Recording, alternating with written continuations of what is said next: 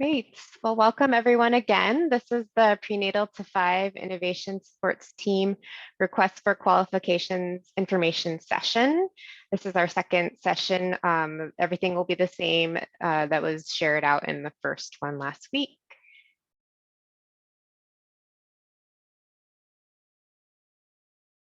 My name is Hannah Locke. I use she, her pronouns, and I am the Request for Qualifications or RFQ lead, as well as the Prenatal to 5 Innovation Support Strategy lead at Best Starts for Kids. And I will let my colleagues introduce themselves as well. Hi everyone, I'm Holly Schindler. I use she, her pronouns, and I am an associate professor at University of Washington and also have the pleasure of working with Best Starts for Kids supports team in the first kind of iteration of this project. And so excited to be here with you all today. Hi everyone, I'm Tiffany No. I use she, her pronouns, and I'm a contract specialist at the Department of Community and Human Services. So I work alongside Hannah, and I'll present the Zoom Grants demo today. Thank you. All right, thanks Tiffany and Holly. And we welcome you all to introduce yourselves as well. You can do that either through the chat box if you'd like, or feel free, we invite you to take off yourselves off of mute and share as well. It's always nice to know who's in the room and share with us.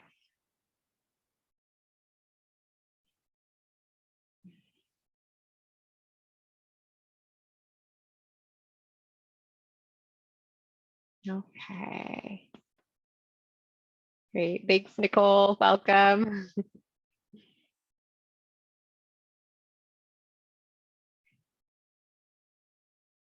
Good morning. Okay. So throughout today's session, we welcome questions. Just for the first portion for our presentation, we ask that you put any questions that come to mind in the chat box. We will have plenty of time reserved towards the end for question and answer. So I think many folks by now are used to features of Zoom, but if you're not as familiar, there should be sort of a bar, either the top or the bottom of your Zoom platform screen. And the chat is the little bubble chat. And if you just click that, you should be able to type in, and you're all sharing your information there. So you're already posting onto chat, but it will make sure to read through there and catch any questions that come up through the chat box. If anything comes to mind or you have a question after today's session, please email myself as the RFQ lead, and my email is on the screen there, hlock@kingcounty.gov. And all questions submitted or shared at either info session will be added to a frequently asked questions document, which will then be posted to Zoom Grants. And Tiffany, when she goes through Zoom Grants, will show you all where that is located on that platform. Great. So for today's session, we're going to spend just a little bit of time talking about the overall Best Starts for Kids initiative. And then the bulk of the time will focus on background and key elements of the RFQ and the work of the P5 Innovation Supports team. We'll also share more about some of the application review process. Tiffany, again, will go through Zoom Grants and how to navigate and ensure that your application will be complete. Briefly touch on contracting with King County and some of the expectations or requirements to look to. And then finally, plenty of time for questions and answers. Great. Well, the Prenatal to 5 Innovation Supports work is part of the Best Starts for Kids initiative. And as Holly mentioned, we had 6 great years of this work. And then in August, the levy was again approved by King County voters. And so we're so excited that a second levy and 6 more years of this work has just started in 2022. And so a little bit more about Best Starts. The mission for Best Starts is that Best Starts strengthens families and communities so that babies are born healthy, children thrive and establish a strong foundation for life, and young people grow into happy, healthy adults.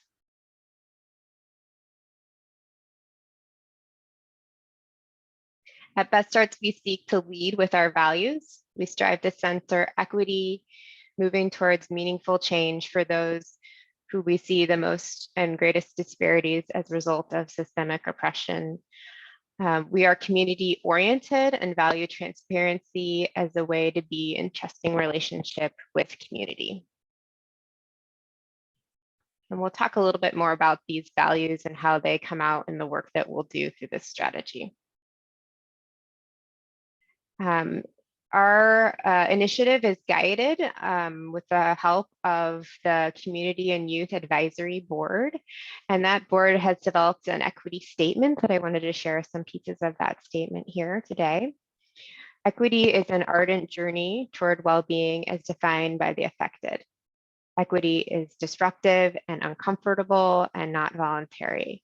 Equity is fundamental to the community we want to build. And if you're interested in reading more, the full statement can be found online, and we will, when we share out the recording, have also the slides, I believe, available, so they can click on the link that's available through the slide deck if you want to read that full equity statement from our Community and Youth Advisory Board. So Best Starts for Kids works towards our vision and mission through many different strategies listed here. More details, I don't have time to go through each of these today, but more details are available in the Best Starts implementation plan, which is published through our website as well. The innovation support strategy sits under the first investment area at the top here, investing early with a focus on impacting our work in the prenatal to 5 area. The innovation support strategy was developed based on several key factors. We are aiming to support innovation knowing that evidence-based and evidence-informed program models do not work for all communities, and that there are real gaps that do exist within our services. We also know that communities are best at identifying their challenges and the solutions to those challenges. And one really exciting part of Best Starts is that we're supporting community-driven innovation within prenatal to 5 programming and throughout really all of those different strategy areas. And also we know that innovating is tough work and that focused supports for the process of innovating in the early stages of program development are really critical. When talking about P5 innovation, folks often check in and ask, well, what do you mean by innovation or innovating in this space? So I'll just share a brief definition that we've used. Innovation is used here both as a verb, so the process of designing, so the coming up with the ideas, brainstorming and developing those basic components of what the program or project would include, the initial planning of that innovative idea, so what needs to happen to get things into place, installing, so again, kind of pulling all those foundational pieces to get ready to implement or pilot something new. And then innovation is also here used as a noun to refer to that specific approach, program, project, or policy idea that is something that is new, something that has been adapted, or something that is being applied within a new context.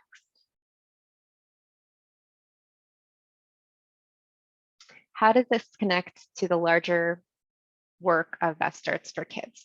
So the prenatal to 5 innovation supports team, which we will be selecting through this RFQ process, will offer supports across select BSK prenatal to 5 strategies. So really the work of this team will touch closely across many of the bodies of work within prenatal to 5 at BSK.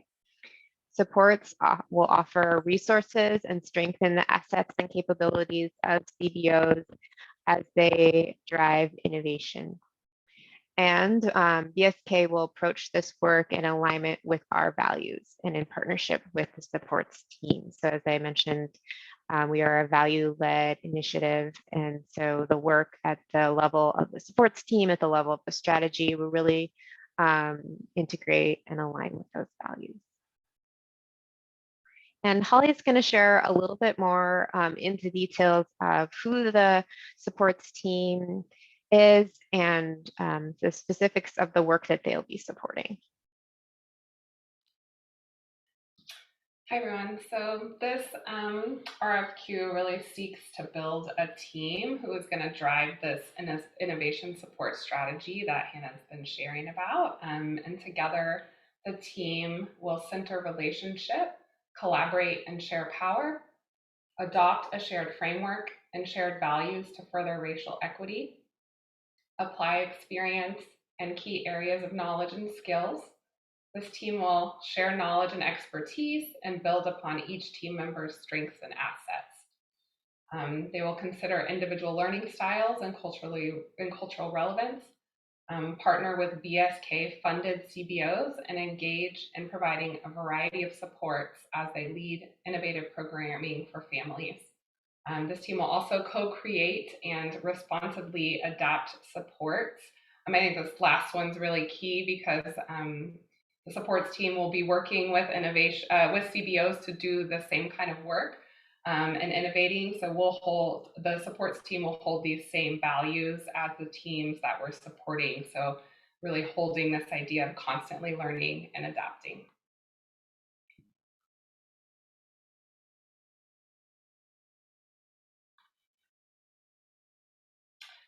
So for the next few slides, I'm going to share a little bit about the framework that is the foundation of this work. So it's called the Ideas Impact Framework, and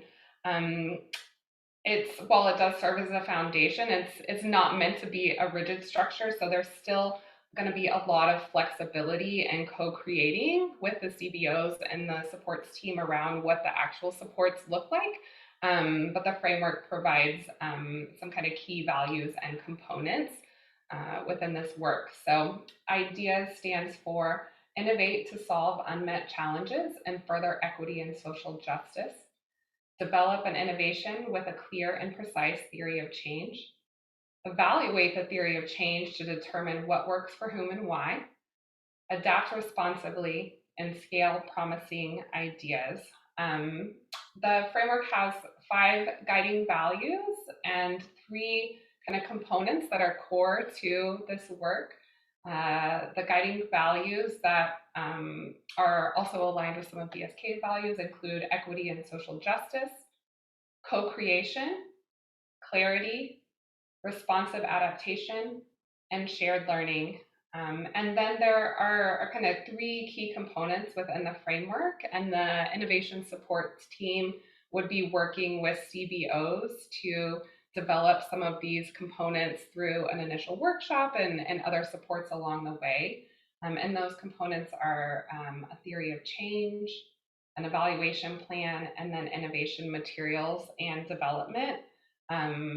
But just if in applying for this RFQ, there is no prior experience necessary with the Ideas Impact Framework. So absolutely, if this is new to you, that is totally okay, because the part of this work would be providing kind of an initial orientation and training around the framework.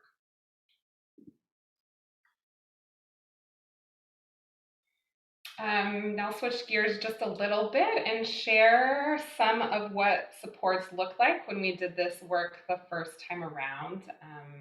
And one of the key things here is in that yellow box, the no one way to support the CBOs.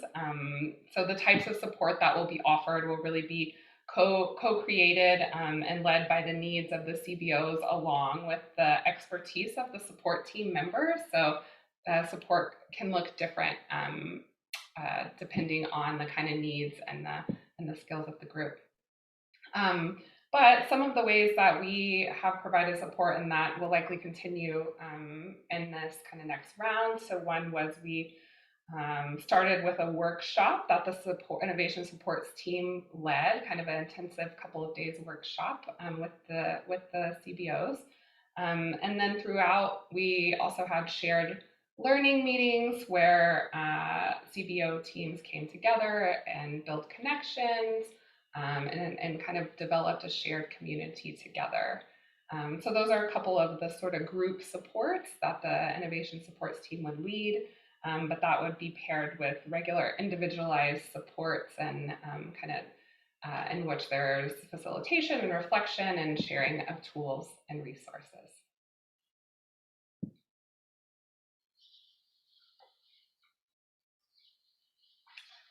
This graphic here is more about the innovation support process and specific areas of support that the innovation support team may provide. So it kind of outlines some of the different phases of innovation, and these include designing the program, developing the program, installing and implementing, and then down at the bottom, there's the phase of kind of evaluate and adapt, but that's really sort of happening throughout all of the other phases.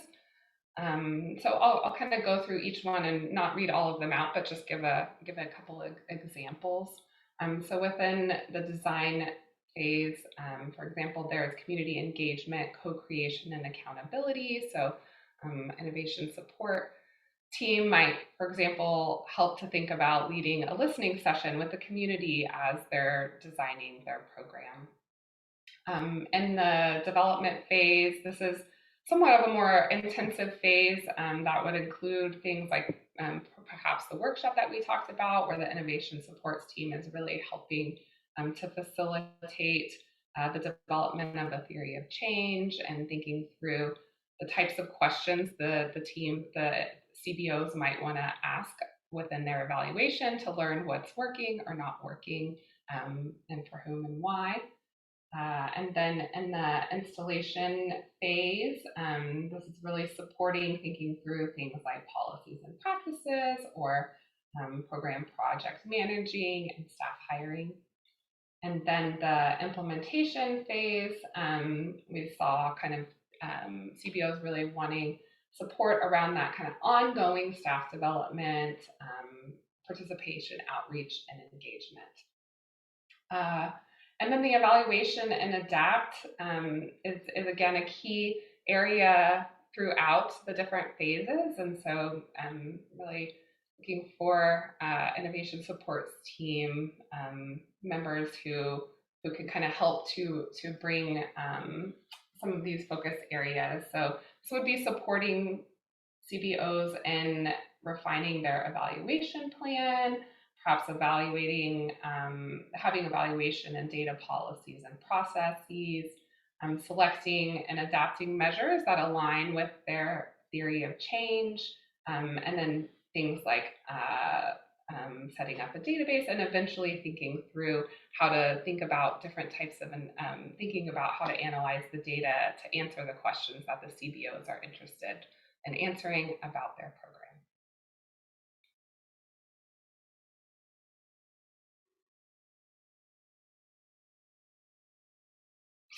And then now turning to the kind of RFQ process, some of the desired qualifications for the innovation supports team include deep understanding of, commitment to, and experience taking action to further equity and social justice issues, experience with family and community engagement. So these are things like building trusting relationships, listening and partnering with, particularly with low-income families, families of color, immigrant and refugee families, LGBTQ families, families with disabilities, families with foster children, and those geographically isolated.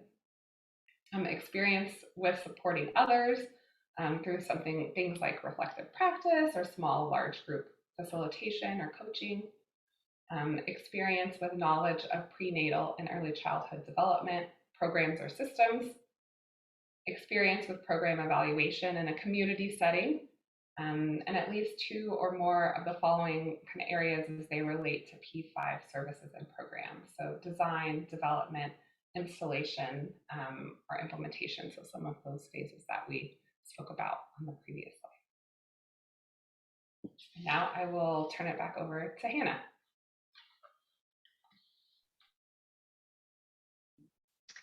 Thanks, Holly. So just continuing a little bit more around the process and sort of expectations of what to expect for the innovation supports team members. We want to be just transparent and upfront around what it takes to contract with King County. So just want to note that folks should be aware that there are specific contracting requirements that come both from generally from King County and our department. And then there'll also be specific requirements from the program side. The programs with generally for contracting, there is more information on the RFQ document, and those can also be found on the Department of Community and Human Services contracting page on our webpage. So some of the programming requirements will include regular partnership and planning activities with Best Starts for Kids staff. So that include myself and Holly, who are working closely on this project. And also, as Holly mentioned, in terms of the values of this work and learning and adapting. Another element that we as the supports team would take on would be to evaluate their work in a similar way that our partner CBOs are evaluating their programs and their innovations. So this team would on a quarterly basis report off of their evaluation measures so that they're learning about the impact of the supports that they're providing. There'll also be monthly program reporting, most likely hours reporting back tied to invoicing.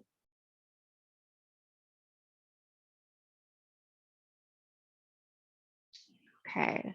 Just to summarize the RFQ, so again, the purpose of this RFQ is to select 3 to 4 individuals to become that prenatal to 5 innovation supports team leading this strategy work. And the application, so the Zoom grants application of the first part is due March 29th. This is a 2-part application. I'll go 2-part process I'll go into a little bit later in the timeline and talk about the interview process that will follow the March 29th deadline. The contract period for this work will be July 1, 2022 through June 30th, 2025. So it's up to a 3-year contract period to allow for the supports team to really support our community-based programs through a span of their program. And the funding available is up to $857,000 for the full team of up to 3 to 4 individuals. Similar to some other capacity building work with Best Starts for Kids, we've taken the approach of having an individual hourly rate, and that will be $175 per direct service hours. So that's directly working with community-based providers. And then half that rate at $87.50 for any other sort of plan, so those planning meetings and reporting, administrative supports, etc. We anticipate that will vary based off of each individual supports team member, that the time commitment or need will range and vary. So anywhere from 35 hours minimum per month up to 50 hours per month in some of the more intense times that Holly talked about, for example, during the development period when we're helping folks create their theory of change and leading some of those workshops. So there will be some slight ebb and flow based off of the need of each CBO. Okay, so I mentioned the timeline here. I'll quickly walk through. This is also available on the RFQ document itself as a reminder. So one thing I wanted to note with questions after today's info session, please make sure that you get in any follow-up questions in by March 8th. And then we'll publish those on Zoom grants. I'll talk a little bit more about technical assistance for the application itself that is available for this RFQ. A request to receive that technical assistance support is due no later than March 15th. And then completed applications should be submitted through Zoom Grants by March 29th. RFQs will then be rated and reviewed. And the second phase for top applicants selected will be invited to an interview as well as reference checks. We'll either way get back to all applicants sometime in May. And that gives us time for contract negotiation and then that start date of July 1. Some things to note about the review process for this RFQ. So each application will undergo an administrative review, and that just is the initial check or screen to ensure that the application submitted meet minimum qualifications and are fully completed. Again, I mentioned there will be a panel review process. So the first part 1 will be scoring of the applications on Zoom Grants. And again, highest scoring or top applicants will be invited to participate in an interview and reference check.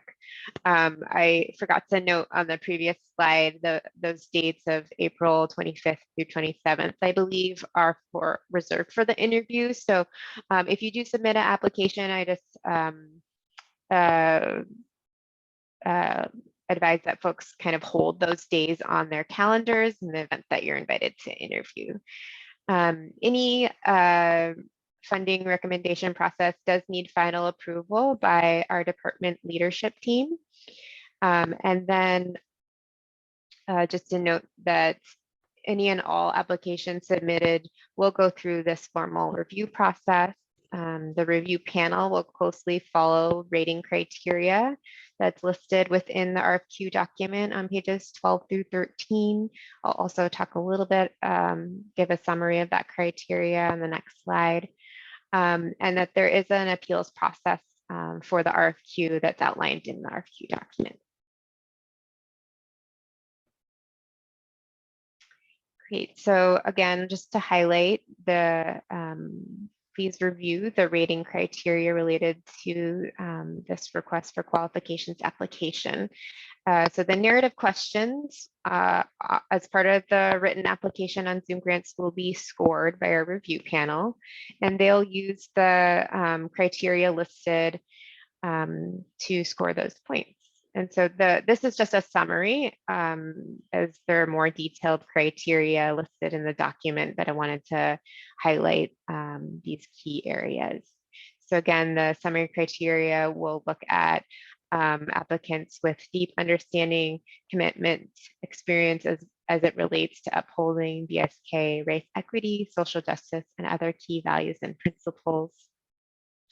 The review panel will look for experience with family and community engagement, especially co-creation within our focus area communities.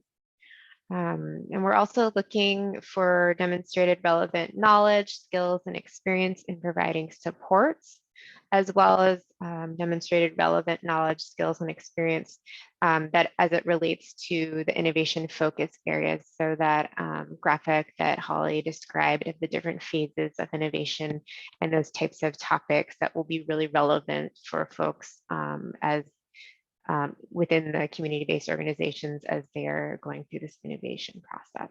So things like program evaluation, areas related to design, development, installation, and implementation of innovative programs. Great, so I'm going to pause really briefly to do a quick screen swap as Tiffany is going to dive into the Zoom Grants application and just walk through that piece. Thank you. So first I'm going to paste the Zoom Grants link in the chat in case anyone wants to follow along.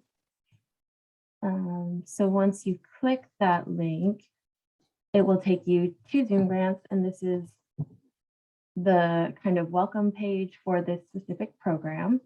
At the top here, you'll see that if you have an existing Zoom Grants account, you can just sign in with your email and password. If you are new to Zoom Grants, you can create your account by clicking this blue button on the right side to start your new Zoom Grants account. From here, we'll start with the top 4 buttons up here, and these are about the program itself. So you can click on Show Description, and it will give you an overview of the RFQ. Show Questions will bring you to this section here that just explains how you can submit your questions in writing prior to the deadline. And then back to the top, this section is important, the Show Library. This is where you will see the RFQ PDF itself. And then after our info session is concluded, this will be where we upload the amendment to the RFQ, where we're adding the recording of the info session as well as the questions and answers. And this contact admin button here will open an email to Hannah, and that's where you can ask any questions that you'd like to submit. And scrolling down from the information portion of Zoom Grants, you'll see these 3 tabs here, and this is the actual application. Here we have the summary tab, which has been selected, and this is where we have basic applicant information like your name and your contact information. Scrolling down here is a zip code question that we have on all of our procurements. We're just wondering where your services are provided. It helps with sharing information so we know where our services are going in King County. From here, you can click on the General Questions tab, and this will bring you to the unscored questions of this RFQ. Each question will have either checkboxes or text boxes where you can type in your narrative response. Scrolling down, we have question number 7 here is about the executive order that mandated vaccinations against COVID-19 for contracted workers. This question is just acknowledging that you've read the executive order, you understand it, and you understand that if it applies to the services proposed, that you will comply with the executive order. And so you'll just click that checkbox there and then click submit.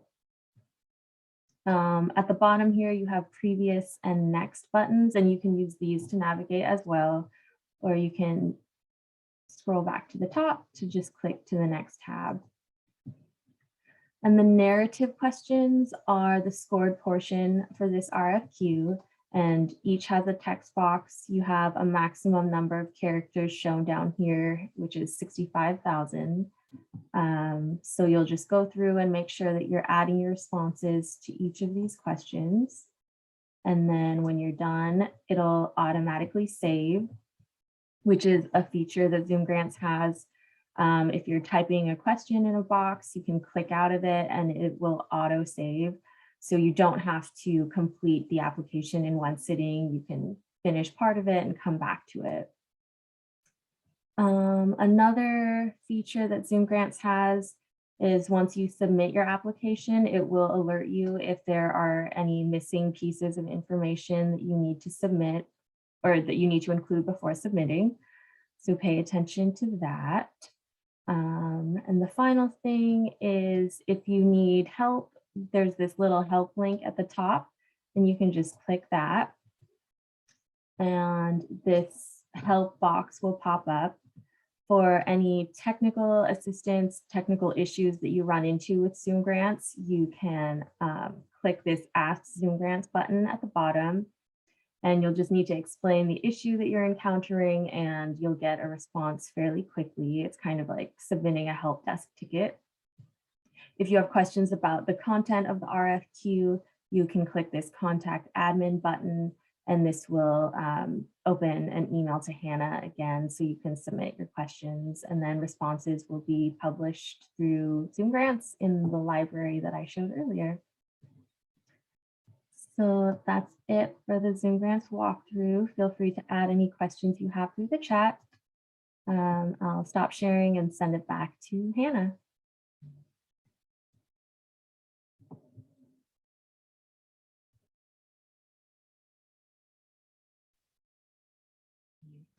Great, thank you, Tiffany.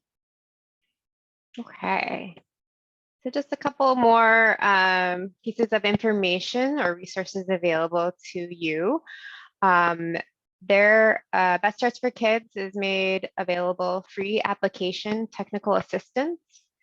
So this is really support to assist in completing the application. Reminder with the timeline that if you would like to request support or technical assistance for the application process, please contact the TA provider no later than March 15th. TA providers can assist in determining appropriate fit between you and the RFQ requirements. They also would provide guidance on how to best answer questions and can support in reviewing or editing a final draft of the application. The TA provider available for this RFQ is Brittany Kirk Nonprofit Consulting, and their email is available here on the slide. So it's bsk@brittanyKirk.com, and they can also be reached by telephone at 206-492-1076. Again, we'll make sure that that is included. It's also in the RFQ document itself. Oops, I forgot to update this. Sorry about that. So today's is the final info session. However, we will be posting the video recording as well as available follow-up through with questions through email, a reminder of the application assistance. And because we're using a specific framework here, there are some specific terms related to that body of work. And so if there's anything that comes up as you're reading through the RFQ document or the questions that you are unsure about what that particular term might mean. I know last time there was a question about installation, which is a very specific term to this kind of body of work. Please remember to reference the glossary of terms, or don't hesitate to reach out and ask a question about any of those terms used. The RFQ document also has a checklist for it to ensure that you're going back to ensure your application is fully complete. That's available on page 10 of that PDF document as well. Okay, so that concludes the sort of presentation of us talking at you, and now we welcome any questions that folks may have that came up during the course of our sharing.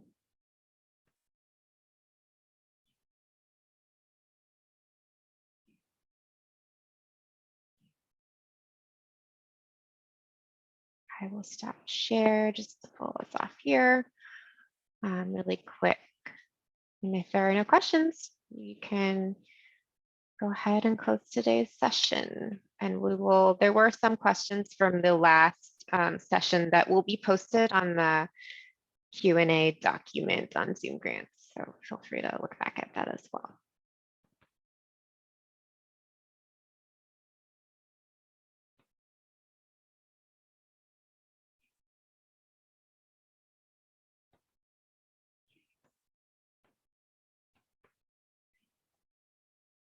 Okay, so if there are no questions, then we'll go ahead and end today's session.